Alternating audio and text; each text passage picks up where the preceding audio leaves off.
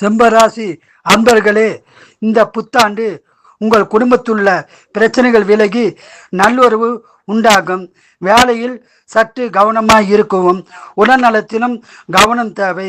உடல்நலத்தை கவனமாக பார்த்து கொள்ளவும். சொந்த தொழில் செய்பவர்களுக்கு சற்று மந்த நிலை உருவாகும். குடும்பத்தில் குழந்தைகளை கவனமாக பார்த்து கொள்ள வேண்டியது அவசியமாகும்.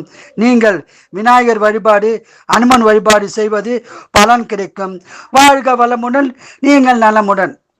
கன்னிராசி நேயர்களே, இந்த புத்தாண்டு உங்களுக்கு நன்றாகவே உள்ளது. திருமண தடை உள்ளவர்களுக்கு திருமண தடை விலகி திருமணம் நடைபெறும். எதிரிகள் இருந்தால் பாதிப்பு குறையும். உங்கள் பேச்சுக்கு மதிப்பு மரியாதை கூடும். உடல்நலத்தில் கவனம் தேவை.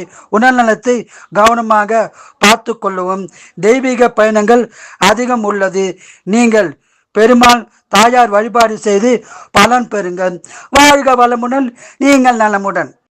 பிடித்திருந்தால் லைக் பண்ணுங்க, ஷேர் பண்ணுங்க, சப்ஸ்கிரைப் பண்ணுங்க.